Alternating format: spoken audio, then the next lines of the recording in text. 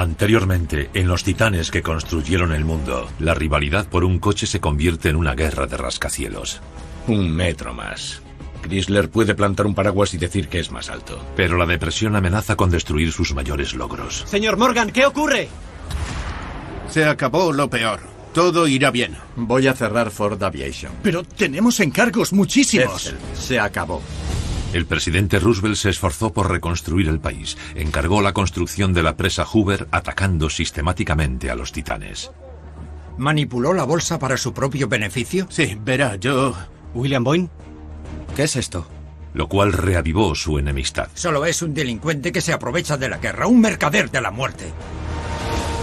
Pero cuando Estados Unidos recibe la amenaza de un ataque alemán, Roosevelt necesita ayuda para defender al país. Ningún país de Europa tendría opciones frente a Alemania. Tampoco Estados Unidos. Ahora, los titanes deberán escoger entre el odio hacia el presidente o salvar el mundo.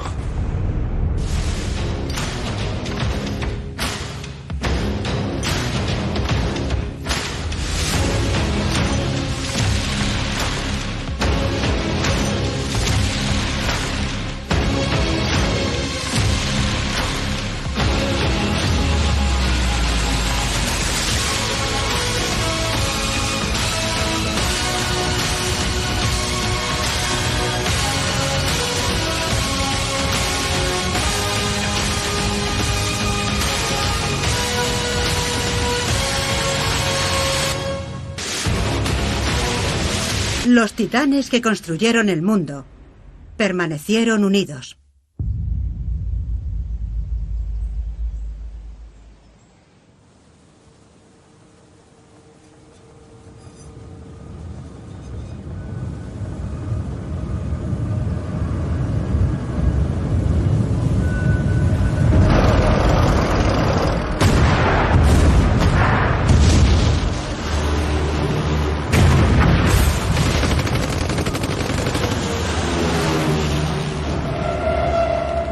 En otoño de 1939, Adolf Hitler comenzó la invasión de Polonia para demostrar al mundo el poder que había alcanzado su ejército.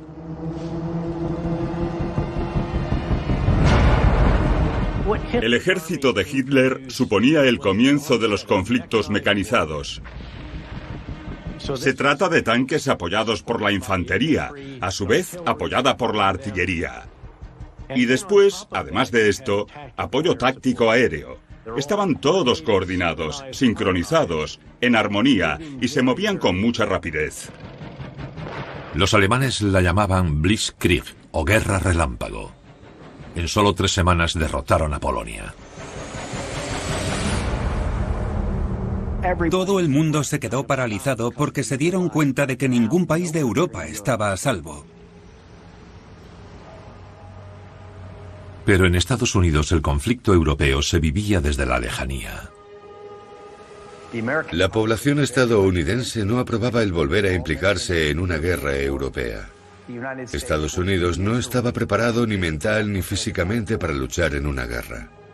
Hoy en día sabemos mucho de Hitler y la Segunda Guerra Mundial, pero olvidamos que en esa época nadie sabía lo que iba a ocurrir. Podríamos decir que el 80% de los estadounidenses no querían entrar en guerra. El presidente Roosevelt es consciente de la incipiente amenaza y sabe que debe hacer algo. Pero tiene en mente un tercer mandato sin precedentes. Necesita salir elegido diciendo a la gente que no irán a la guerra, mientras se prepara para lo contrario. A Roosevelt se le daba muy bien jugar a 2 barajas. Mientras hacía campaña y prometía que los estadounidenses no irían a la guerra, al mismo tiempo preparaba en silencio y a un ritmo frenético al país para hacer la guerra. Había muy pocos hombres preparados para emprender tal misión, y algunos habían sido sus rivales más acérrimos.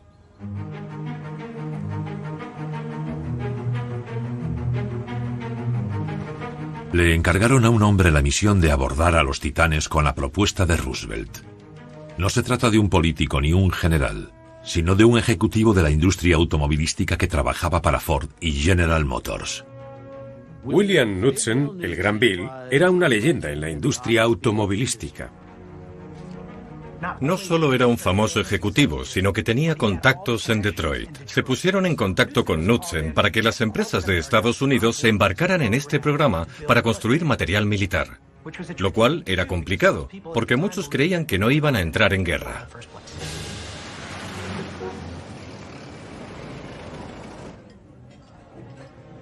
Knudsen cree que hay un titán al que sería más fácil convencer que al resto.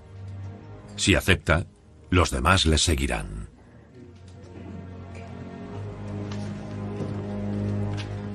Hola, Bill. Perdona que me salte las formalidades, Edsel, pero iré al grano. Ahora mismo, Alemania tiene más de 10.000 aviones de guerra y no tiene intención de dejar de producirlos. Estados Unidos está muy por detrás y tenemos que alcanzarlos y rápido. Quiero que Ford Motor Company empiece a fabricar motores de aviones. ¿Podrás hacerlo? Podemos fabricar lo que sea, pero ¿por qué nosotros? ¿Por qué no el ejército? Ellos cuentan con el diseño y la experiencia, pero no tienen infraestructuras. Nadie puede producir a la escala necesaria ni en el plazo necesario. Solo Ford. Edsel Ford quería que la aviación fuera su futuro. Le habían arrebatado su sueño de ser un pionero en ese campo. Era su oportunidad. ¿Qué dices? Acepto. Fantástico. Fantástico.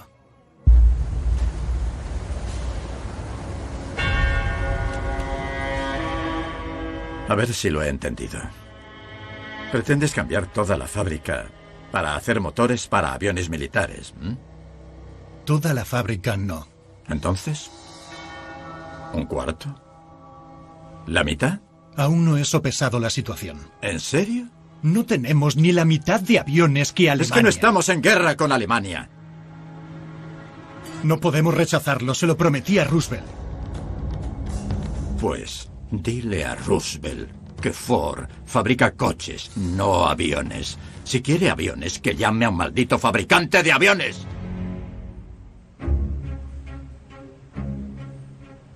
A Henry Ford nunca le gustó renunciar a su participación en el mercado, por lo que no iba a cambiar sus fábricas, si ello conllevaba fabricar menos coches. Henry no apoyaba la guerra. Estaba en contra de Roosevelt. Lo que resultaba sorprendente para los titanes de la industria automovilística no era que tuvieran que fabricar gran cantidad de cosas, sino que tenían que dejar de lado sus propios intereses. Ya, lo sé. ¿Qué más quieres que te diga? El viejo ha dicho que no.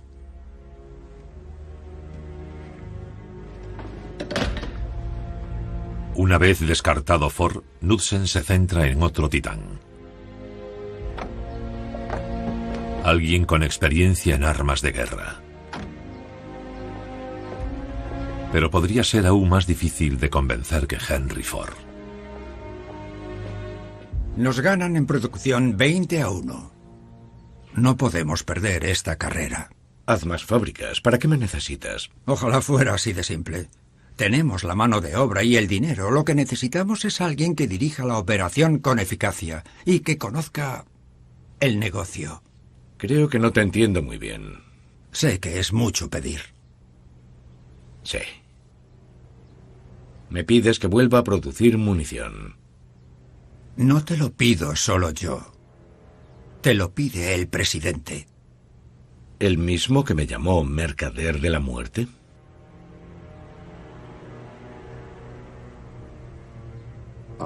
Sin duda, a la empresa DuPont y a sus ejecutivos les parecía un poco irónico que el mismo gobierno que unos años antes los había desacreditado acudiera ahora a ellos pidiendo su producto. En los últimos 5 años, DuPont había hecho todo lo posible por limpiar su imagen. Además de General Motors, había relanzado su empresa química como una forma de mejorar la sociedad, con el desarrollo de productos como las medias de nylon y el celofán. DuPont fue uno de los mejores expertos de marca de la historia por los cambios que podía hacer.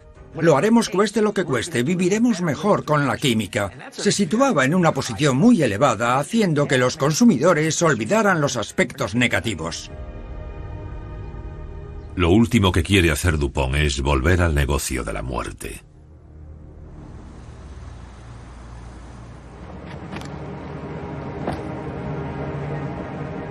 De momento, la misión de Knudsen de preparar a Estados Unidos para la guerra ha sido un fracaso. Y las noticias del extranjero no hacen más que empeorar.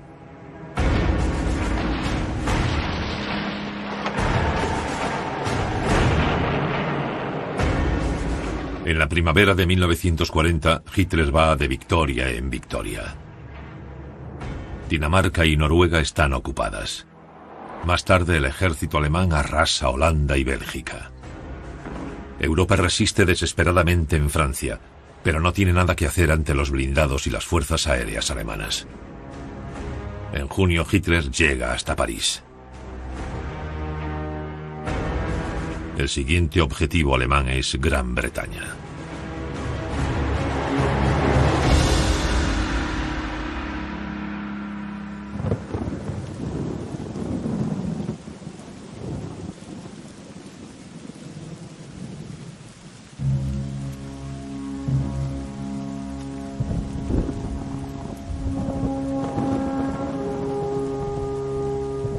Padre nuestro, que estás en los cielos. A medida que la oscuridad se cierne sobre el mundo, en un cementerio de Nueva York, un grupo de titanes se enfrenta a una pérdida más cercana.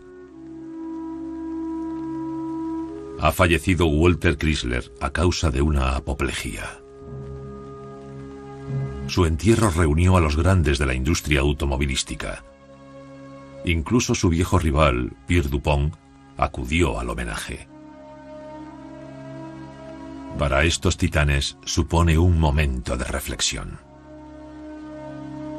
El verano de 1940 es un periodo terrible. En ese momento, Alemania ya controlaba Francia. De hecho, controlaba la zona occidental de Europa, que era el corazón de la economía mundial. Japón no solo controlaba Manchuria, sino amplias zonas de China, y había construido una maquinaria militar que parecía invencible en Asia. Se trata de un momento alarmante y Estados Unidos se muestra muy débil. Perdona nuestras ofensas, como nosotros perdonamos a los que nos ofenden. No nos dejes caer en la tentación y líbranos del mal. Amén.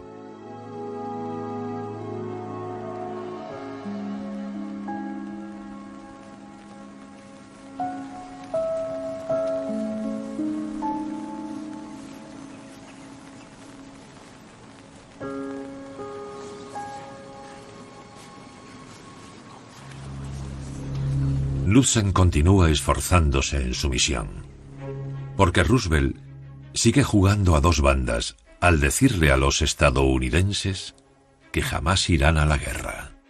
Lo he dicho antes, y lo repetiré una y otra y otra y otra vez. No enviaremos a vuestros hombres a ninguna guerra extranjera. Pero aunque Estados Unidos no quiera ir a la guerra no tardará en llegar a Estados Unidos.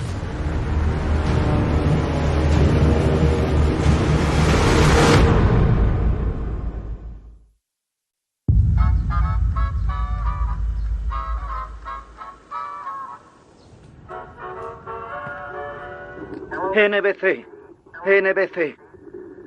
Les hablo desde el tejado del edificio de la empresa Advertiser Publishing. Se ha producido una lucha encarnizada en el aire y en el mar. ¡Plato! ¡Plato!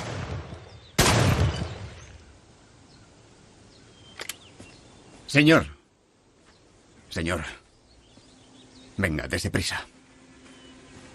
¿Qué ocurre ahora? Les hablo desde el tejado del edificio de la empresa Advertiser Publishing. Esta mañana hemos presenciado como sin... ¿Qué ocurre? Ha habido un ataque en Hawái. Ataque en el seno de nuestra nación. Un grave bombardeo sobre Pearl Harbor por parte de aviones enemigos. El ataque ¿Quién nos comenzó a las ataca? 7:45 Japón. de la mañana.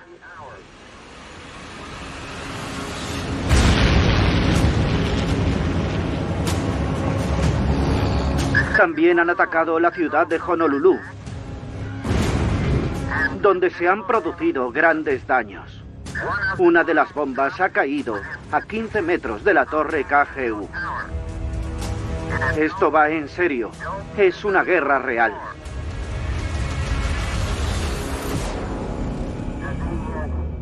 El banco de JP Morgan llevaba años ofreciendo dinero al imperio de Japón. Ahora se revelaba la verdad. Puede que los préstamos hubieran contribuido a revitalizar la economía de Japón, pero también a reforzar su ejército. Esto no entraba en los planes de Morgan, pero cuando inviertes en una empresa no siempre puedes controlar cómo se emplea el dinero. De hecho, nunca sabes a qué se destina ese dinero.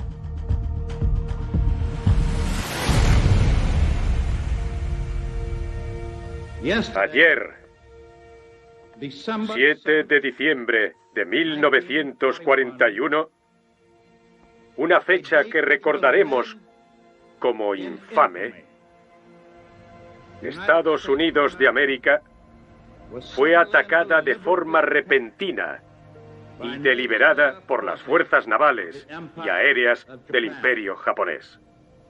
Como comandante en jefe de la Armada y la Marina, debo tomar todas las medidas pertinentes para nuestra defensa.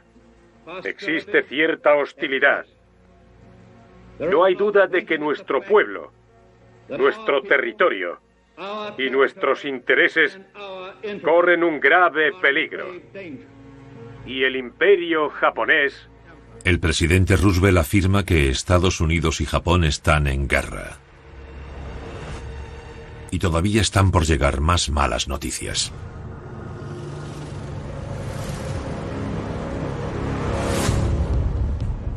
Roosevelt dijo que el ataque a Pearl Harbor sería recordado como una fecha infame, y así fue. Pero 4 días después, Estados Unidos estaba en guerra con Alemania. Teníamos 2 frentes abiertos y aún no habíamos salido de la Gran Depresión. Aunque la guerra parecía algo lejano, el conflicto en territorio estadounidense comienza a volverse más real. En el país se vivía una auténtica y dramática ansiedad. Desde las bases de Europa, los bombarderos de largo alcance alemanes podrían llegar hasta nuestras costas. Había mucha preocupación por una invasión japonesa en California o en la costa oeste. Prácticamente toda la costa del Pacífico se encuentra dentro del alcance de los aviones enemigos. Los Estados Unidos crecieron con la idea de que los enemigos estaban al otro lado del océano, a miles de kilómetros. Pero ahora, este se ha estrechado. De hecho, pasó de ser un foso de protección a ser una avenida por la que los enemigos llegan hasta la costa. A los ciudadanos se les dijo que pusieran cortinas oscuras en las ventanas por la noche. Se ponen en marcha servicios de prevención contra ataques aéreos cuando caen bombas. Los estadounidenses tenían motivos para preocuparse. Pero ante el miedo, también sienten el deber y la necesidad de actuar. El bombardeo de Pearl Harbor fue un punto de inflexión para Estados Unidos. El 6 de diciembre de 1941, la mayoría de los estadounidenses estaban en contra de la guerra, y el 8 de diciembre tuvo lugar el mayor reclutamiento de la historia. De pronto cambiaron las tornas. Se dispararon los voluntarios. Todo el mundo quería participar del esfuerzo y alistarse para cumplir con su deber. Formarían parte del esfuerzo para salvar el modo de vida estadounidense. Pero para la guerra no solo basta con el patriotismo. Ese espíritu estaba muy candente justo después de Pearl Harbor. Pero los soldados se entrenaban en muchos casos con armas de madera. Hacían falta aviones, camiones, tanques, balas, vendas, botas y todo lo necesario para ganar una guerra. Lo primero que necesita Estados Unidos son armas. Y hay una persona que puede conseguirlas.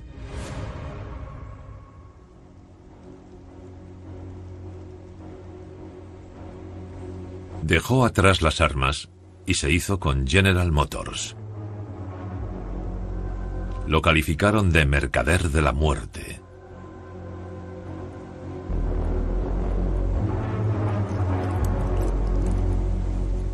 Pero ahora que había comenzado la guerra, DuPont sabe lo que debe hacer.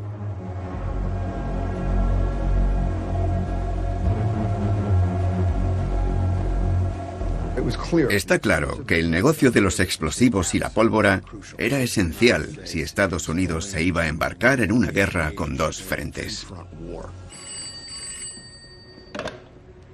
Diga. Lo haré.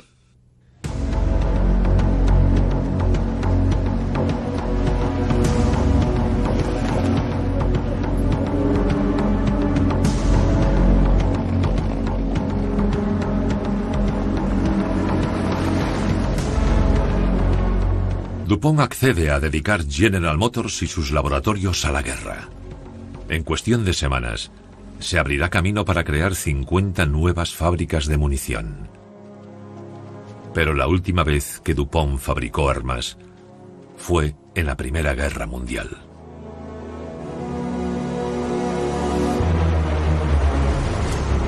Hemos logrado muchos avances, sobre todo en los últimos años.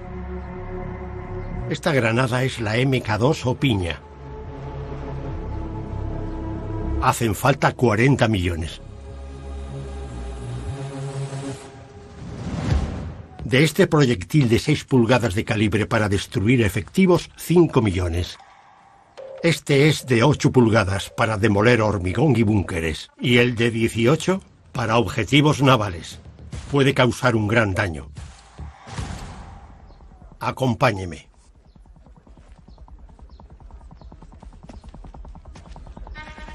Estamos probando una nueva bomba pesada, la Terremoto.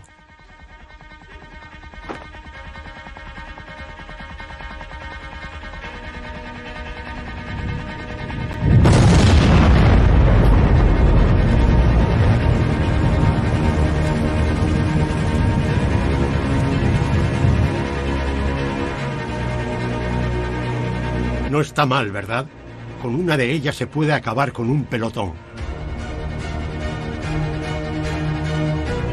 DuPont toma una decisión.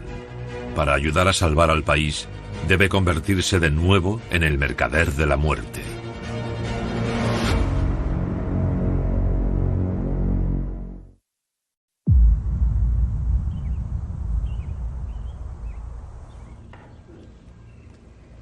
Roosevelt sabe que una de las claves para que Estados Unidos y sus aliados ganen la guerra es la fuerza aérea. Pretenden construir un arsenal que compita contra fuerzas aéreas superiores de Alemania y Japón. Solicita miles de cazas y bombarderos de última generación. El avión en el que tiene depositada su esperanza es el bombardero B-24. Roosevelt creía que el bombardero era la clave para ganar la guerra, pero no solo porque fuera potente y destructivo, sino que debería contar con un gran número de ellos. Si lográbamos lanzar bombarderos sobre un país, aunque fueran derribados, a la primera oleada podría seguirle otra y luego otra, lo cual dejaría indefenso al enemigo. Así creía que podía ganar la guerra. No, eso es cosa del pasado. Necesitamos aviones, muchos. No sé, miles. Yo no digo eso. ¿Cuántos puedes entregar? Sinceramente, 200 es una cantidad ridícula. El presidente ha pedido miles. De acuerdo, gracias. Knudsen probó con la industria aeronáutica, pero nadie tenía capacidad para fabricar los 20.000 bombarderos que quería Roosevelt. Finalmente, solo una empresa sería capaz de hacerlo.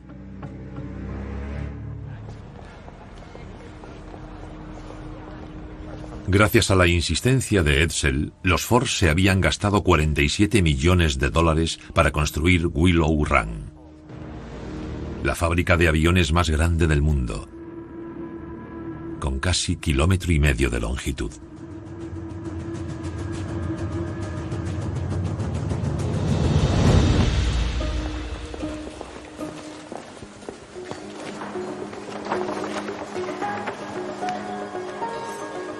Se les ocurrió un plan para sorprender al mundo. Decidieron que construirían el bombardero más grande, más rápido y más destructivo del arsenal, y que fabricarían uno por hora, 400 al mes. La idea era fabricarlo por completo ellos mismos. Deberían empezar de cero. No habían fabricado ningún avión desde el trimotor a principios de los años 30. Cuando todos los empresarios aeronáuticos del país decían que no era posible, lo creían realmente, porque ninguna empresa automovilística ni de otro sector había intentado jamás fabricar este tipo de producto que contaba con 500.000 de piezas y partes diferentes. Pero Edsel se encuentra con un problema.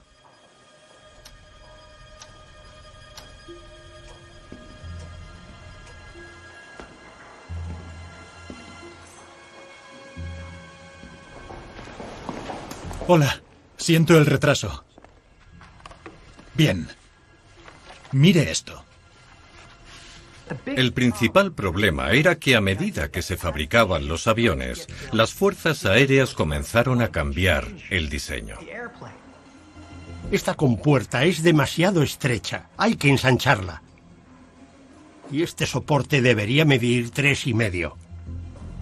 Puesto que ya había comenzado la producción de los aviones, cualquier desajuste saldría muy caro. Enseguida vuelvo. ¿Diga? Ford Motor Company pretendía fabricar los aviones de la misma forma en que fabricaba coches, y la clave era fabricar un modelo exactamente igual que el anterior, y este igual que el anterior. Vamos lo más rápido que podemos, pero cada ajuste supone un retraso en el montaje. Aún tenemos que actualizar la línea. Si quería cambiar una pieza, había que deshacerse de las máquinas y plataformas empleadas para fabricarla y partir de cero. Ya. Entiendo. De acuerdo. Gracias.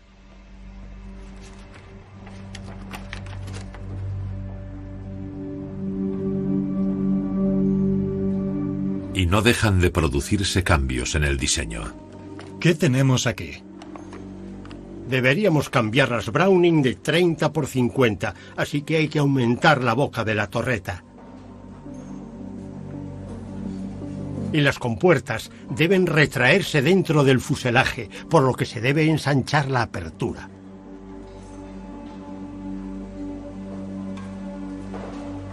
¿Entendido? Sí, claro.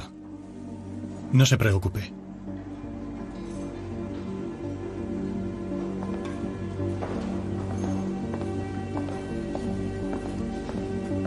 ¿Algo más? Por hoy no.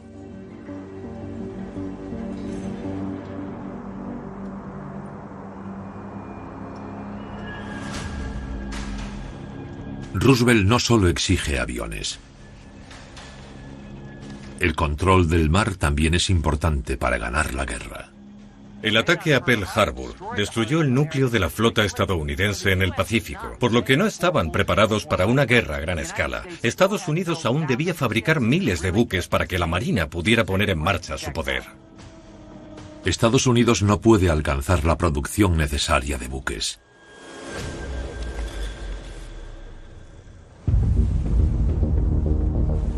Por lo que Roosevelt recurre a alguien que ya ha cumplido antes con grandes proyectos. Henry Kaiser. Kaiser era el hombre de los milagros. Había construido la presa Hoover, una proeza de la ingeniería en un plazo y con un presupuesto récord. Solo hay un problema. Henry Kaiser nunca ha hecho algo así. Ahora ha prometido fabricar 500 buques al año, cuando normalmente se tarda un año en fabricar solo uno. Era el pan de cada día de Kaiser. Dime cuántos necesitas y te los entrego antes de lo que imaginas. Le encantaba.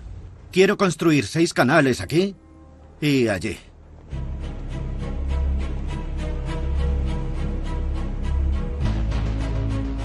A lo largo de una pantanosa franja de la costa del Pacífico, paralelamente a otro proyecto, el puente de la bahía de Oakland.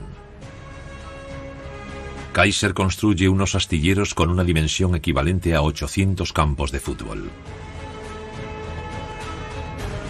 Construir un astillero es una cosa.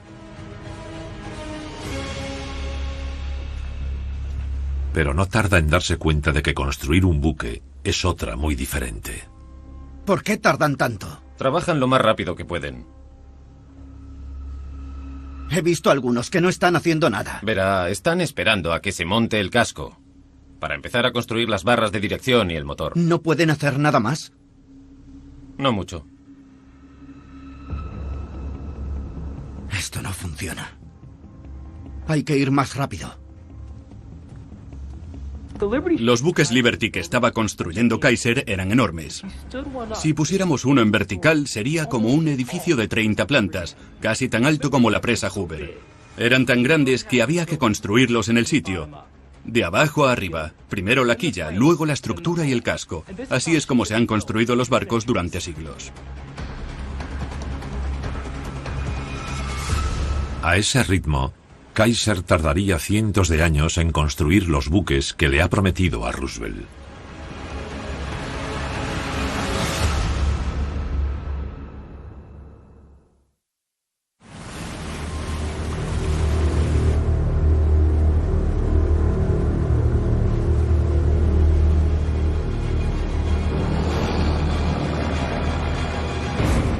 Seis meses después del ataque a Pearl Harbor, Japón parece invencible.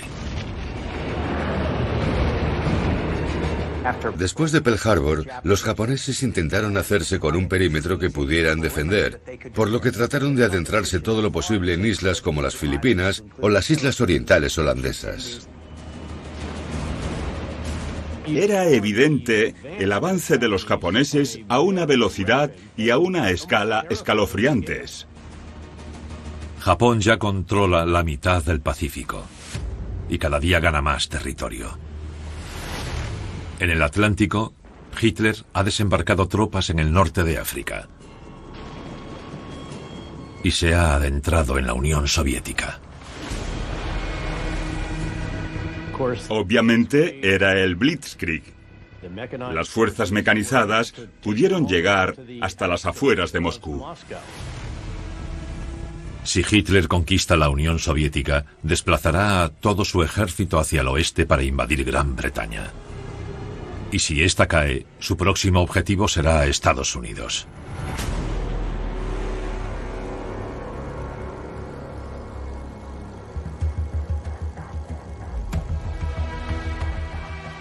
Alemania y Japón están avanzando tan rápido que Roosevelt teme que tomen Estados Unidos antes de poder entrar en batalla. Y la producción bélica avanza con demasiada lentitud.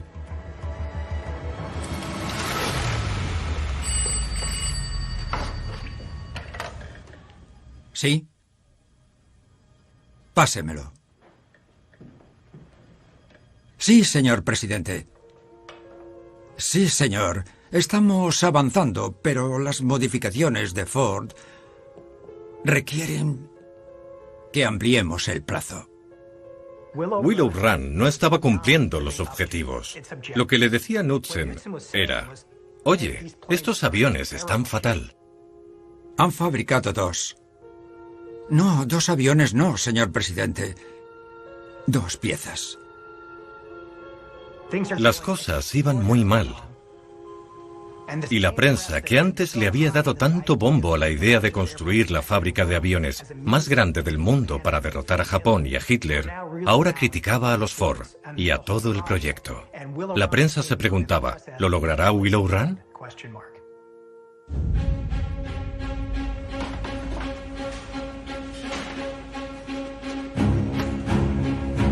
Pero entonces llegan buenas noticias para Knudsen y Roosevelt. ¿En cuánto tiempo lo conseguiremos? 8 semanas. 9 como mucho. DuPont ha modificado sus fábricas en muy poco tiempo.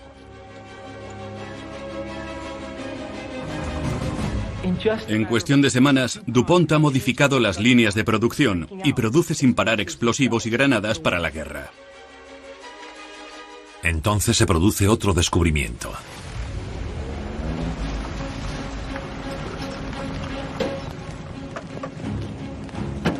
Bill, estará listo pronto.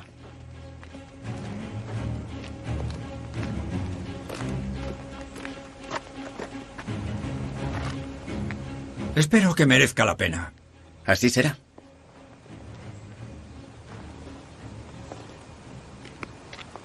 ¿Por qué tarda tanto? Un momento.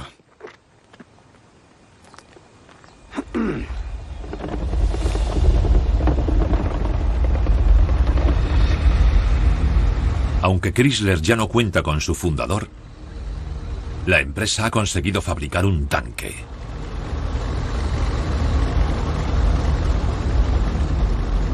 Knudsen recurrió a Chrysler para fabricar tanques. Aunque nunca los habían fabricado, casi nadie los había fabricado. Y Chrysler destacaba por su excelencia en la fabricación y la ingeniería. Aquí en el mayor arsenal de tanques del mundo, dedicado íntegramente a la producción en masa de tanques, se forjan las armas de la victoria. El nuevo tanque de Chrysler es el M3. Aumento el pedido. Quiero 3.000. Hecho.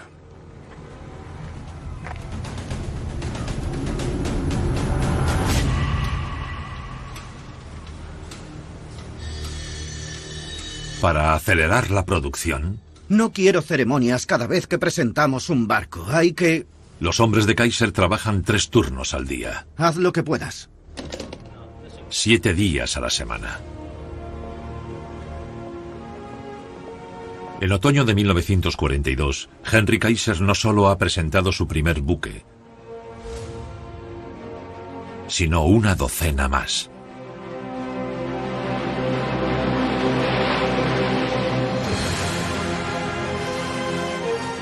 Kaiser aún está lejos de los 500 que prometió, pero el país ya no puede esperar más. En sus buques se cargan los tanques de Chrysler y la munición de Dupont, además de miles de soldados que habían estado esperando este momento para plantarle cara a Hitler.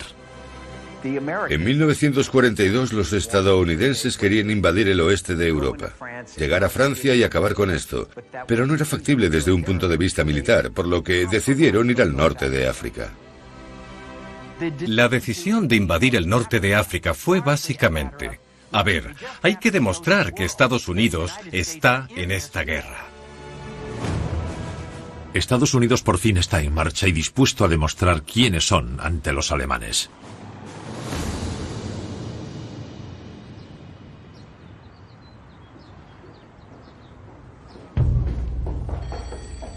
El presidente le espera.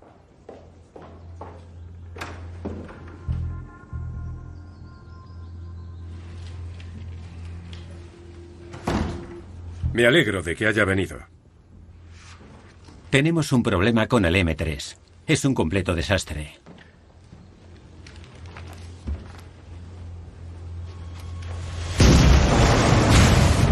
El cañón de 75 milímetros es difícil de colocar en posición y hay que maniobrar para ello. La altura del tanque lo hace vulnerable. Y el blindaje es demasiado fino.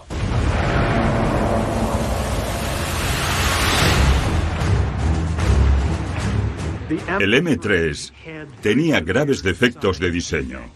El cañón principal se podía mover de arriba a abajo, pero no en horizontal, por lo que, para apuntar a un blanco en movimiento, había que mover todo el tanque.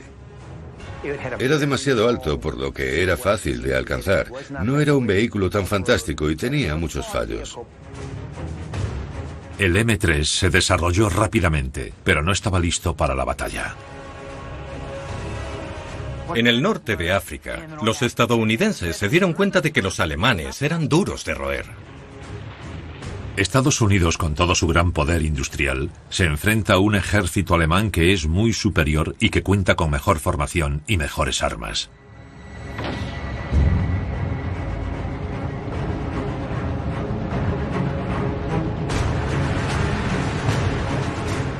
Knudsen se da cuenta de que incluso con la participación de los titanes, será necesario mucho más para ganar esta guerra.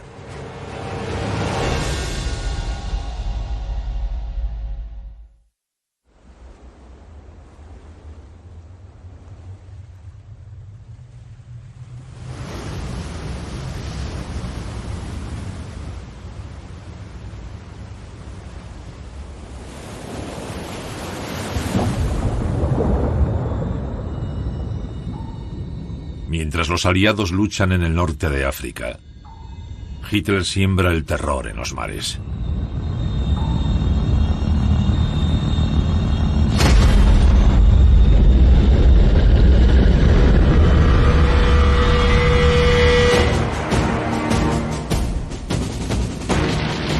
En 1942, los submarinos alemanes hundieron más de 230 buques estadounidenses, donde murieron más de 10.000 hombres. Cuando los submarinos se lanzaron a por estos convoyes compuestos por buques Liberty, tenían un blanco fácil.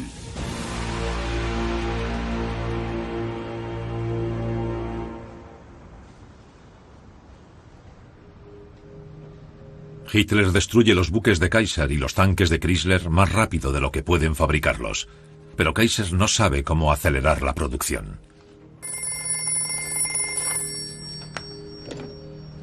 Diga. Sí, en efecto.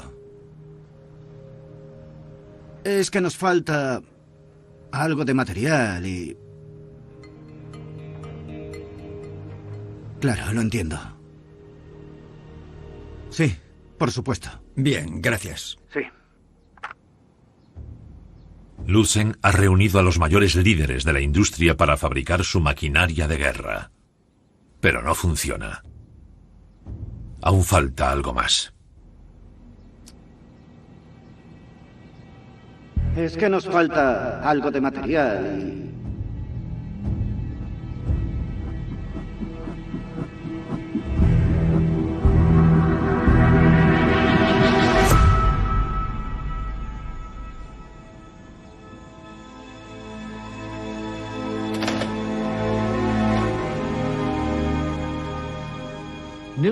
Lützen había pensado reunir a empresas que normalmente eran rivales para que compartieran planes, diseños y propiedad intelectual, y así producir lo necesario para ganar la guerra.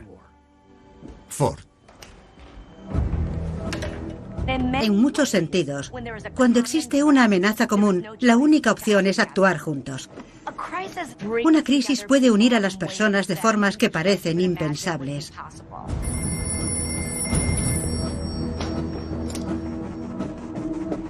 Soy Bill.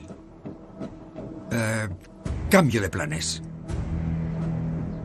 ¿Cuándo puedes coger un avión? Detroit.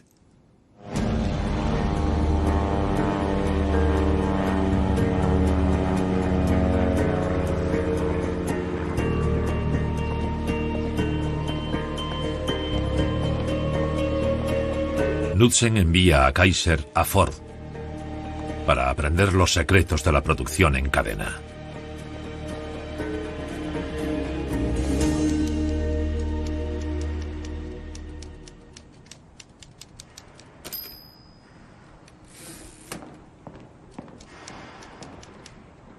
¿Es él? Sí.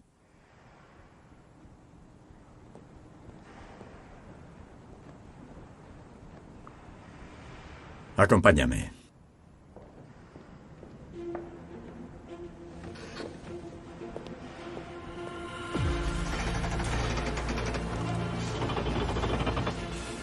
Esto es preproducción. Están haciendo suspensiones. Por primera vez, Ford revela a Kaiser sus operaciones, en las que se fabrican miles de jeeps para el ejército. ¿Entonces se hacen las placas arriba en la línea y se sueldan aquí? No. Las piezas se hacen en fábricas externas. Lo que hacemos aquí es ensamblarlas y terminar el producto. Para Kaiser, la visita a la fábrica es toda una revelación. El secreto de la fabricación en masa de Ford es la prefabricación. En lugar de fabricar cada coche pieza a pieza, se fabrican los componentes y luego se ensamblan.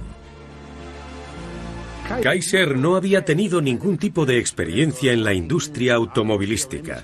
No sabía cómo utilizaba Henry Ford la línea de producción para el montaje de automóviles. Te enseñaré algo más.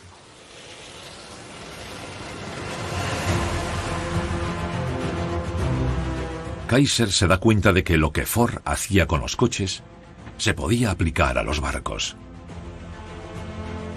El gran cambio que Kaiser introdujo en la fabricación de barcos fue el hecho de que no era necesario montar todas las piezas en el astillero, donde se construía el barco, sino que se podía hacer en tierra y después trasladar las grandes piezas una a una y ensamblarlas como enormes puzzles. En las zonas de construcción de todos los astilleros, las piezas prefabricadas eran transportadas por enormes grúas u Worley, que funcionaban con vías de tren y podían girar 360 grados. Todo iba minuciosamente etiquetado, la pestaña A en la ranura A, por lo que se trataba solo de ensamblar, soldarlo todo y pasar a la siguiente fase. Gracias en parte a las ideas de Ford, Kaiser construía un buque Liberty al mes. Y contando con un total de 7 astilleros, suponía un buque cada 2 o 3 días. Podía construir un barco y botarlo a un ritmo que ningún constructor de barcos tradicional habría imaginado jamás.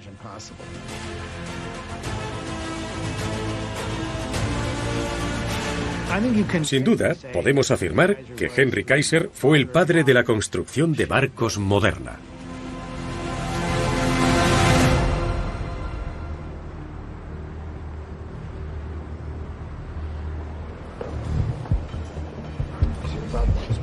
Mientras Kaiser cosecha éxitos con sus buques Liberty, Chrysler logra grandes mejoras en sus tanques. Si aumentamos esto... Se dejó de fabricar el M3 y fue sustituido por el M4.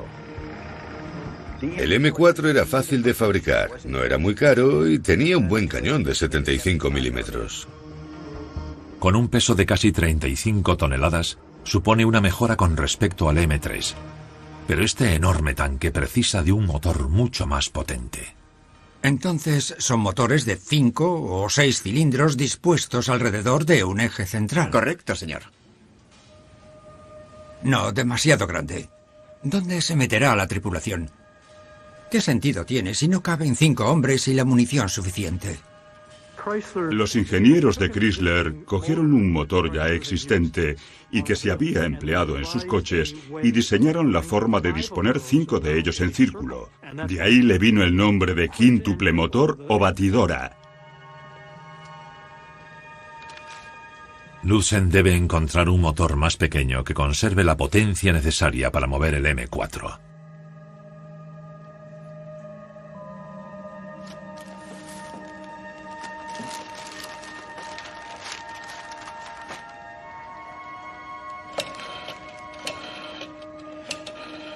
Quiero hablar con el señor Ford. Henry Ford.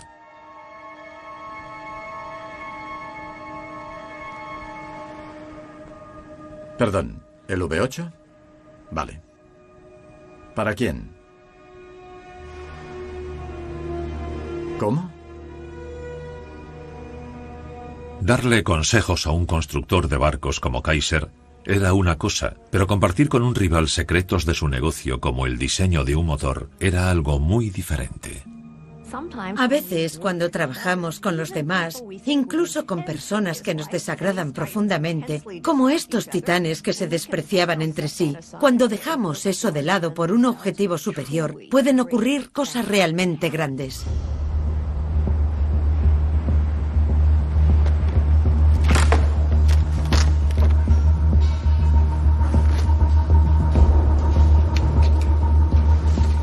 Ford accede a revelar a Chrysler el diseño de su V8 de 500 caballos. Bien. Uno de los motores más potentes jamás fabricados. Es un buen ejemplo de cómo unas empresas que antes eran rivales trabajan juntas para ayudar a salvar a Estados Unidos.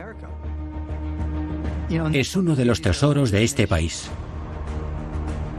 El M4 será más conocido por su apodo, el tanque Sherman. 400 tanques se fabrican rápidamente y se envían al norte de África. Los aliados ya cuentan con una nueva y formidable arma para luchar contra Hitler.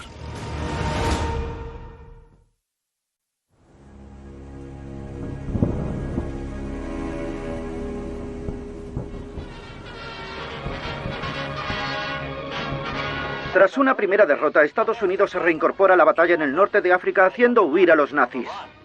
Esperanzadoras noticias de Egipto y el norte de África. Algunos de los nazis vencidos en la primera batalla con las tropas estadounidenses se han rendido. Los proyectiles trazadores yanquis suben y los aviones nazis caen. Se produce el primer golpe sobre los japoneses en un punto estratégico, las Islas Salomón en el Pacífico Sur. Por primera vez se hace notar el peso de la producción estadounidense.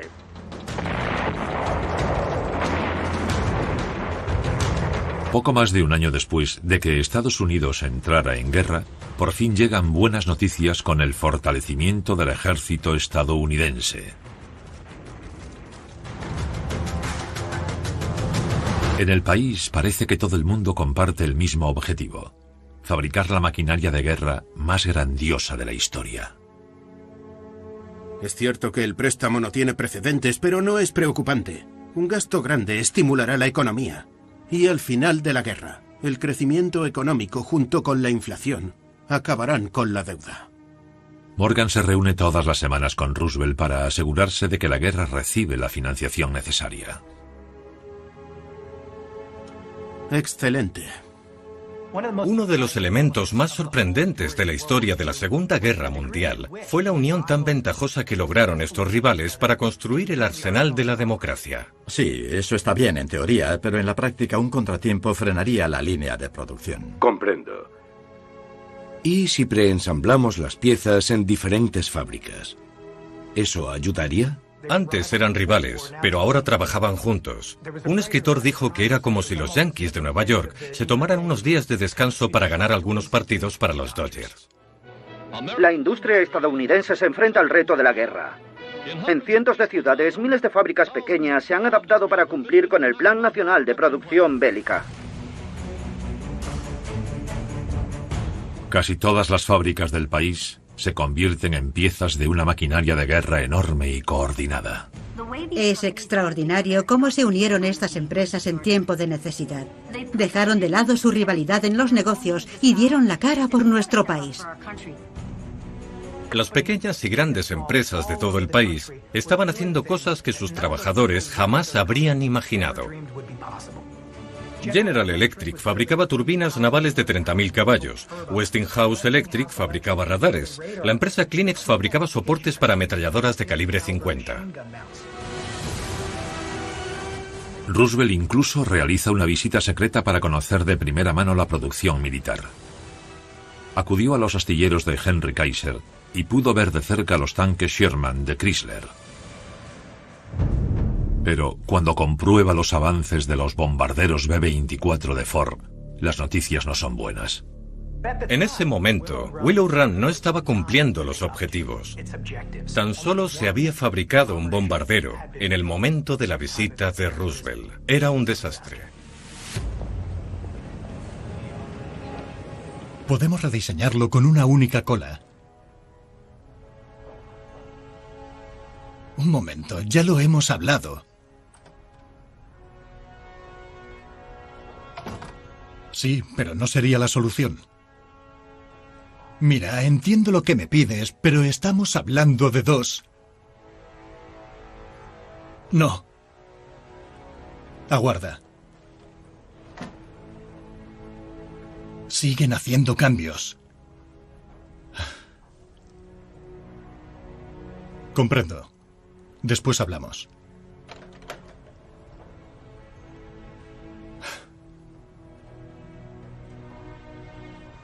Voy a enseñarte algo.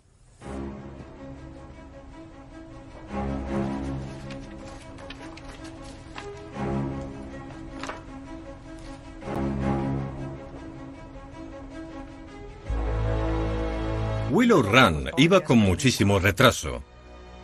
Y para solucionar este problema, a Edsel Ford se le ocurrió algo llamado Centro de Modificaciones, donde se llevarían a cabo cambios. Fabricamos un modelo estándar. 1. En cuanto esté listo, se envía al centro de modificaciones. Esto ahorrará tiempo. Eso es lo que propongo. ¿Le parece bien?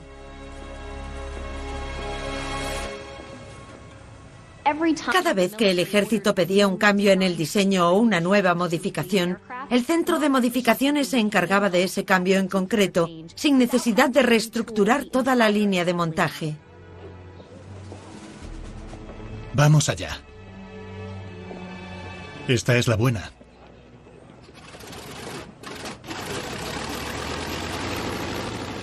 Los centros de modificaciones supusieron un gran cambio.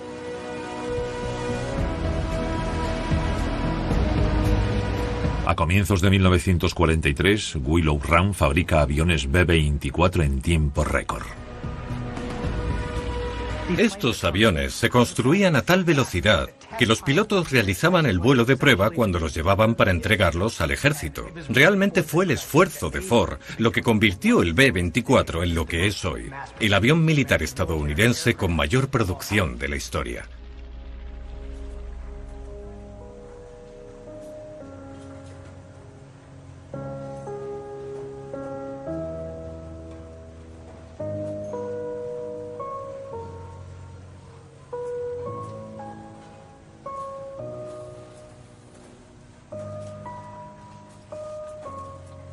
Buen trabajo.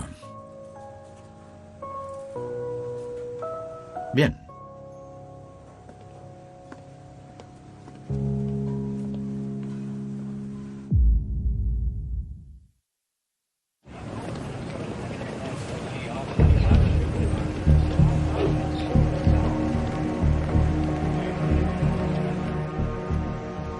Edsel Ford por fin ha averiguado cómo hacer algo que jamás se había hecho: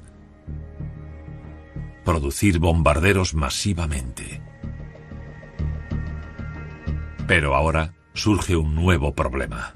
Vamos lo más rápido que podemos. Lo sé. Edsel Ford sabía que la mano de obra sería un problema. Cuando se concibió la idea de Willow Run, se pensó que allí trabajarían 100.000 personas, pero muchos jóvenes eran reclutados para el ejército. En todas las fábricas de Estados Unidos surgió el mismo problema. Entonces, un asombroso grupo salió al rescate: las mujeres. Anteriormente, había profesiones aceptables para las mujeres.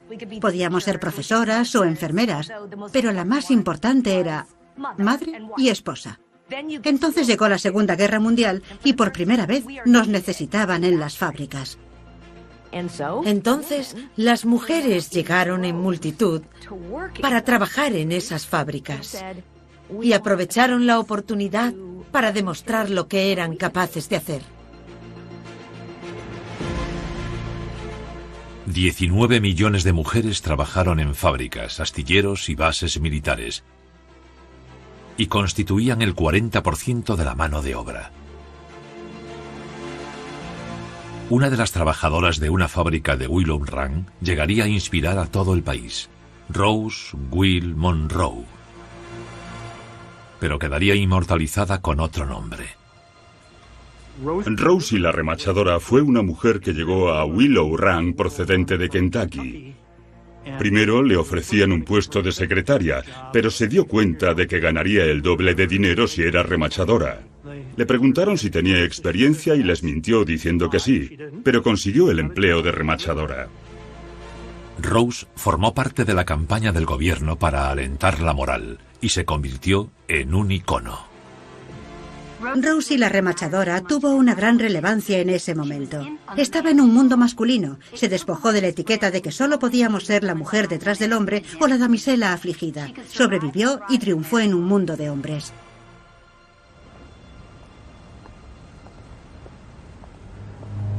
En el oeste se están produciendo innovadores cambios en los astilleros Kaiser. Kaiser no pensaba que hubiera que discriminar en función del trabajo que podían hacer los hombres, las mujeres o los afroamericanos. Por ejemplo, si nos fijamos en las fotografías de los equipos que trabajaban juntos en los astilleros, vemos una gran diversidad de estadounidenses, lo que es extraordinario para la época. Los afroamericanos no tenían muchas oportunidades para cubrir puestos relevantes en la Segunda Guerra Mundial. Además, se enfrentan a dos guerras: la guerra para apoyar el esfuerzo contra lo que está ocurriendo en Europa y la lucha por mejorar su vida. Pero el trabajo de los afroamericanos es esencial para ayudar a construir el arsenal de la democracia. Una vez que las fábricas estadounidenses alcanzan la máxima producción, Roosevelt por fin puede planificar el siguiente paso. Roosevelt enseguida se dio cuenta de que Estados Unidos tiene dos frentes abiertos, uno en el Pacífico y otro en el Atlántico. Y el frente atlántico, Europa, era su mayor prioridad. Por ello, los estadounidenses estaban decididos a invadir Francia para prepararse para el golpe final contra Alemania. La cantidad de cosas y armamento necesario era impresionante. 5.000 barcos y miles de bombarderos y tanques, y todo el país se volcó con ello. Pero cuando las industrias estadounidenses se preparan para una rápida invasión, la inteligencia aliada recibe una inquietante noticia. Hitler desarrolla en secreto una nueva y devastadora arma. Un arma que podría poner fin a la guerra al instante: la bomba atómica. Una vez más, Roosevelt recurre a DuPont.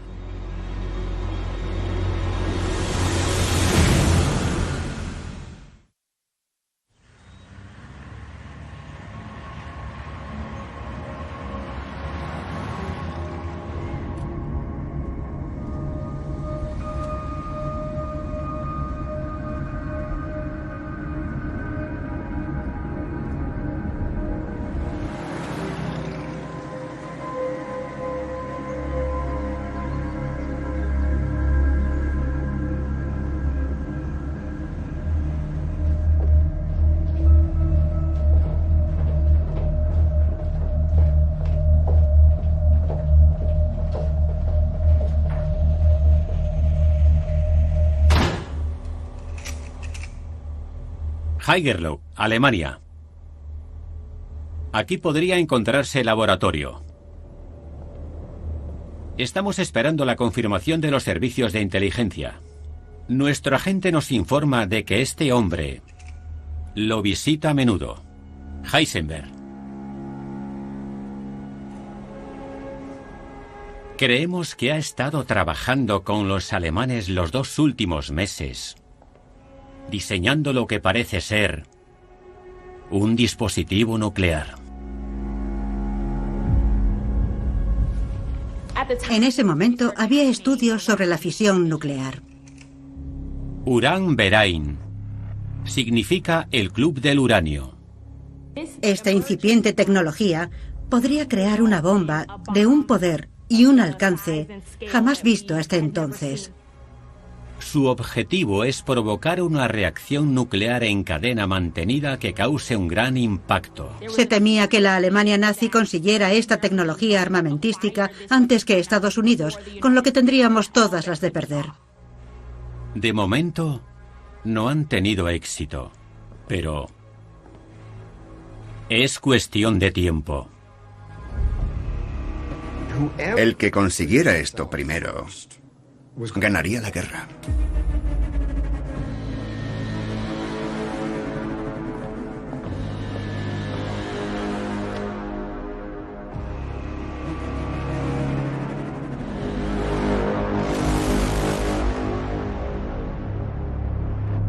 Bajo el nombre secreto de Proyecto Manhattan, a la cabeza del intento estadounidense para fabricar una bomba atómica, se encuentra el físico teórico Robert Oppenheimer. Oppenheimer ha dado con el conocimiento, pero necesita el combustible. A DuPont le piden que haga algo que jamás se ha hecho: construir un reactor nuclear para producir plutonio. Nadie sabía muy bien qué significaba eso. Pero el gobierno veía que la empresa DuPont estaba muy bien gestionada. Y si alguien podría resolverlo, ese sería DuPont.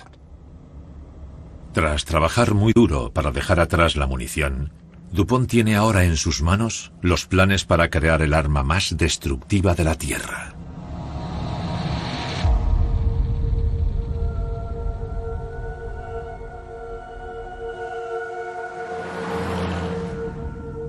A medida que se enfrenta a una tarea imposible, a Dupont le llegan más noticias devastadoras.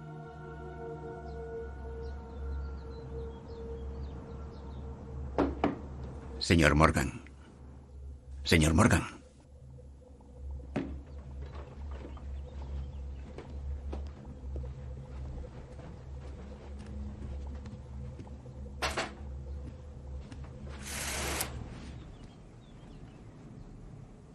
Señor Morgan.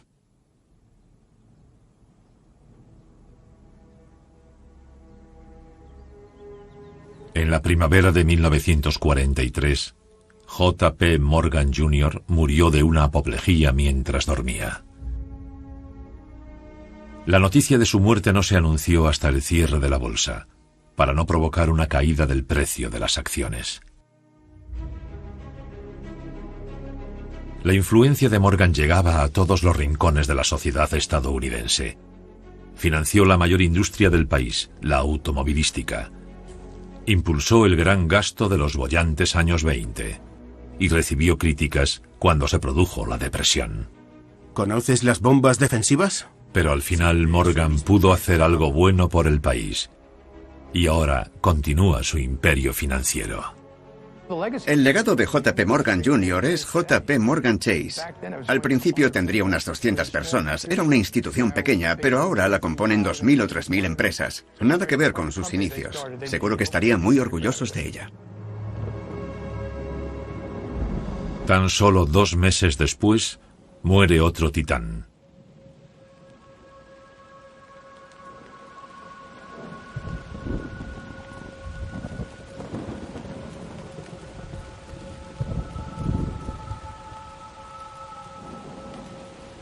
El único hijo de Henry Ford, Edsel. Para centrarse en su fábrica de bombarderos, Edsel no le había contado a su familia que padecía de un cáncer de estómago desde hacía más de 1 año. Henry quedó destrozado por la muerte de Edsel. Decía que tenía un nudo en la garganta que jamás se le iba. Coge el abrigo. Quiero enseñarte una cosa. Deberíamos hacer esto.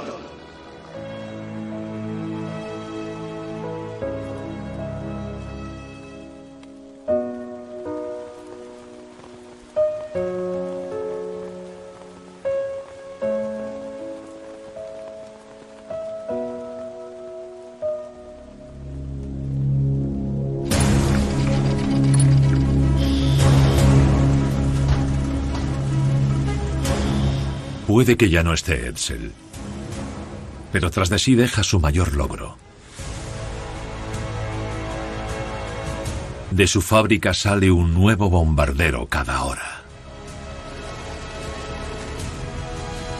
Willow Run fabrica los B-24 a miles y se dirigen directamente a Europa para participar en la mayor invasión que se haya producido jamás, el día D.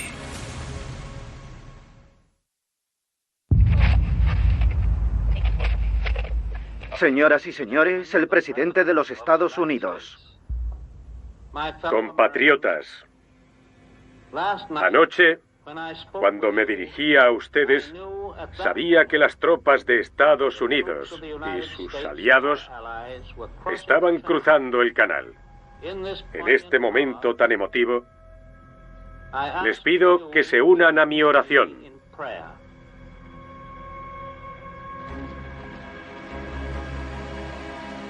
Dios Todopoderoso, con nuestro orgullo de nación, el día de hoy nos presenta todo un esfuerzo. La lucha para conservar nuestra república, nuestra religión y nuestra civilización, y para liberar a una humanidad que sufre.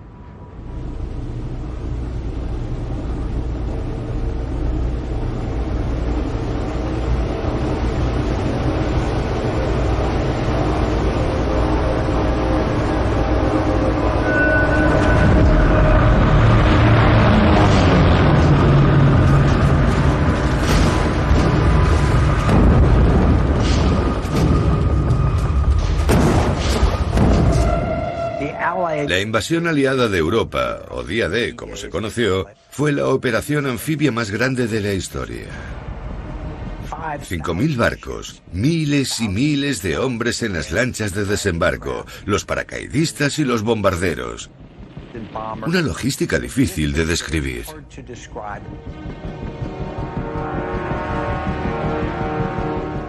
Pero hay que centrarse en el soldado. En la gente que estaba desembarcando en cualquiera de las playas en las primeras horas de la mañana y que se dirigían a una increíblemente difícil batalla.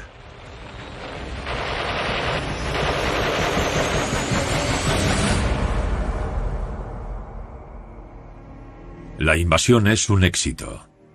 Gracias en parte a los buques de Kaiser, los tanques de Chrysler, los bombarderos de Ford y las armas de DuPont. Los aliados consiguen poner un pie en la Europa de Hitler, lo que permite un gran suministro ininterrumpido entre las fábricas estadounidenses y el frente. La guerra se convirtió en un concurso de producción, de la velocidad a la que cada bando podría construir tanques y aviones y lanzarlos a la guerra. Nuestra mecanización iba muy lenta y entonces explotó.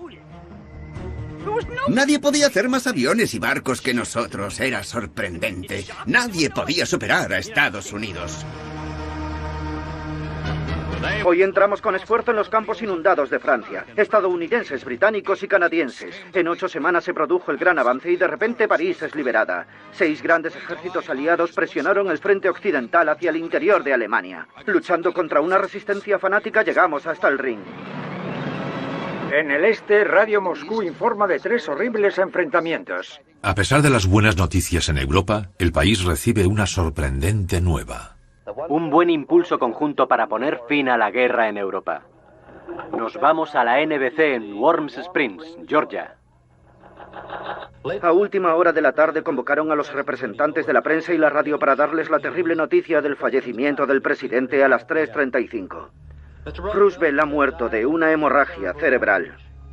Se esperaba que compareciera en Warm Springs ante la radio mañana por la noche sobre las 9:50 para dar un mensaje especial por el Día de Jefferson ante los estadounidenses. Warm Springs, así como el resto del país, están de luto. Nuestro mayor amigo y benefactor ya no está entre nosotros. Independientemente de su postura antes de la guerra, los estadounidenses se encuentran unidos por el luto por su presidente. En el pasado, teníamos a las grandes figuras de la industria, los grandes titanes.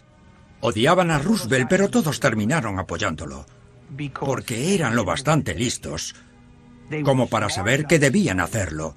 Si tuviera que describir a Roosevelt, diría que fue un salvador. Salvó al país y ordenó sus piezas. Fue el hombre del momento.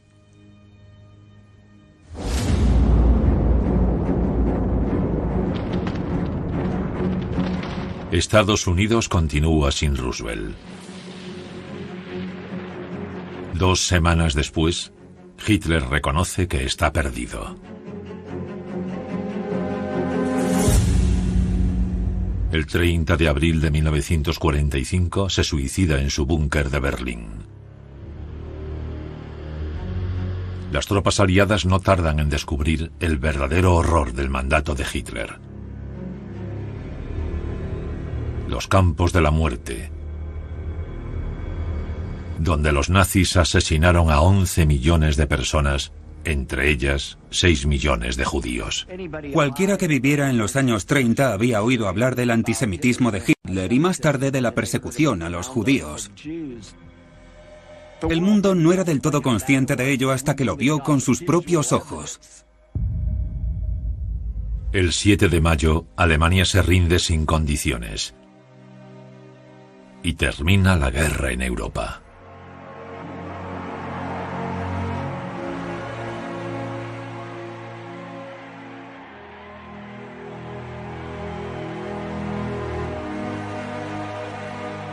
El día de la victoria fue increíble. La gente lo celebraba, gritaba, se besaba y se abrazaba. reinaba la euforia. La idea de haber liberado a Europa, de que Hitler había caído,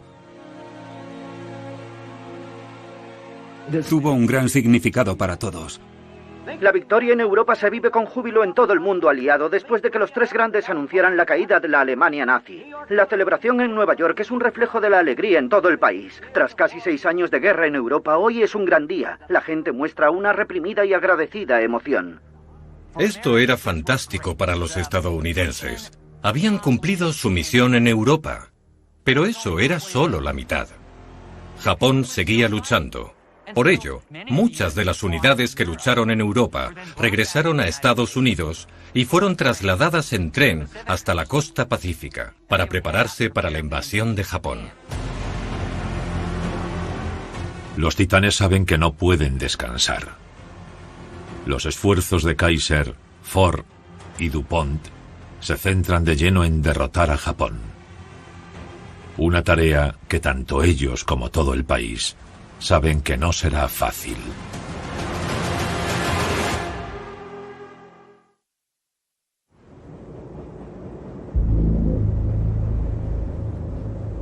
Aún en plena guerra con Japón, la empresa de DuPont ha construido en secreto el primer gran reactor nuclear del mundo.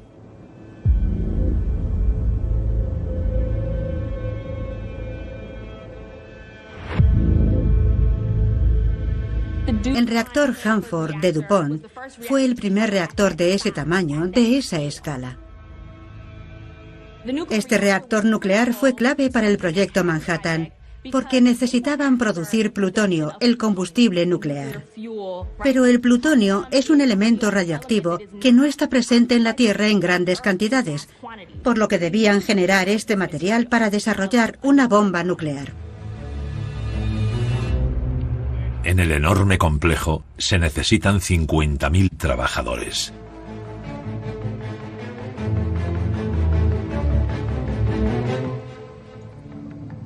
Obviamente, cuando se le preguntaba a la empresa DuPont acerca del proyecto Manhattan, el resultado era incierto. Conllevaba muchos riesgos y nadie sabía ni siquiera si era posible. El reactor de DuPont ya está en funcionamiento. Por la mañana envían el primer cargamento de plutonio enriquecido a Los Álamos, Nuevo México, donde Robert Oppenheimer lo empleará para probar la primera bomba atómica del mundo.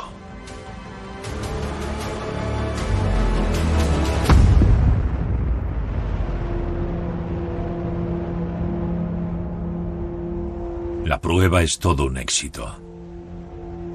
Cuando el plutonio de DuPont y la bomba de Oppenheimer han liberado el poder del universo,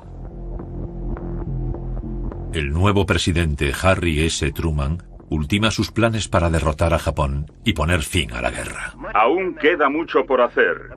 La fuerza de nuestro pueblo por defenderse de todos los enemigos se pondrá a prueba en la Guerra del Pacífico, como se puso a prueba en Europa.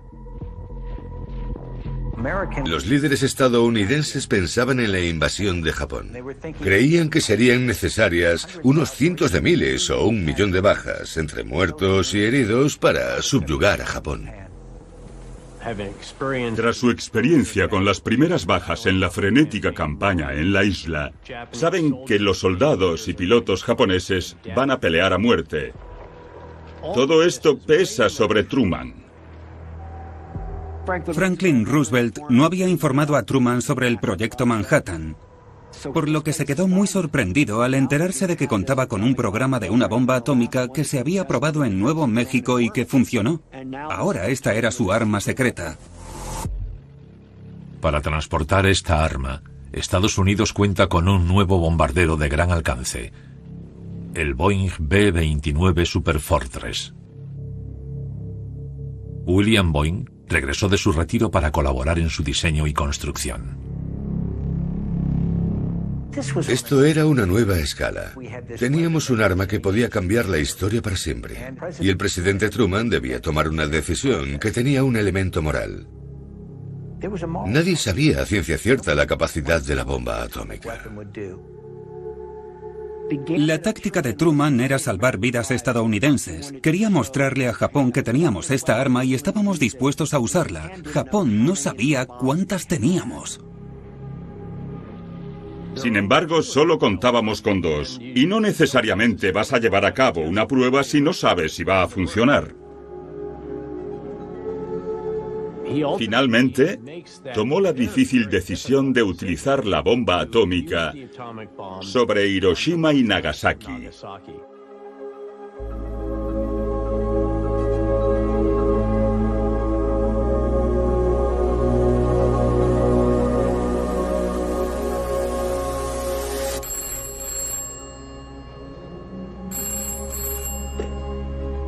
Diga.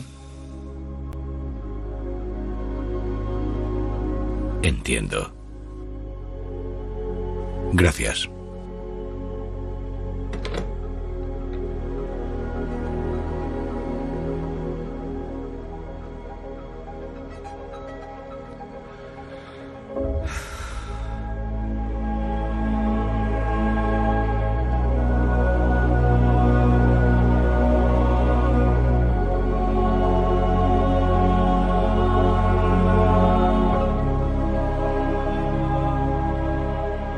La guerra ha terminado, poniendo fin al conflicto más terrible de la historia de la humanidad.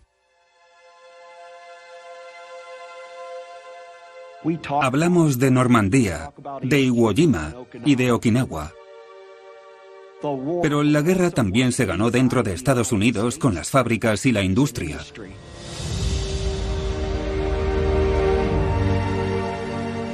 En el fondo, la Segunda Guerra Mundial fue el triunfo de Ford, de Kaiser, de Boeing, de DuPont, de Roosevelt y de los soldados de la democracia.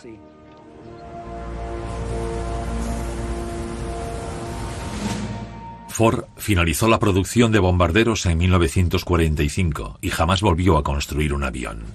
La gran fábrica de Willow Run se puso a la venta y la adquirió Henry Kaiser. Kaiser cerró los astilleros y una vez más se embarcó en algo que jamás había hecho: coches. William Boeing regresó a su retiro tras la guerra. Hoy su empresa aeronáutica transporta a más de 2 millones de pasajeros al año. DuPont prometió abandonar las armas nucleares y entregó todas las patentes al gobierno, pero durante la Guerra Fría volvieron a contactar con él y ayudó a fabricar la primera bomba de hidrógeno del mundo. Antes de la guerra, el país estaba dividido política y económicamente, sumido en la depresión, y los industriales detestaban al presidente. Pero cuando llegó la guerra, todos se unieron y trabajaron juntos, ganando la mayor guerra de la historia de la humanidad. Es una gran lección. Todos estos feroces competidores se unen para alcanzar un objetivo común. ¿Y eso por qué? ¿Porque en el fondo todos somos buenos y podemos luchar por una causa común? ¿Eran buenos patriotas por naturaleza? No lo sé. Lo que creo es en la bondad de la gente, que consigue sacar lo mejor de nosotros, y ellos fueron capaces de dejar de lado su rivalidad. Si no nos unimos para hacer las cosas que debemos hacer para ganar, ¿cómo nos definiríamos? ¿Cómo se llamaría este país? ¿Sería Estados Unidos de América? Nos unimos en los momentos de mayor necesidad. Y entonces ocurren grandes cosas.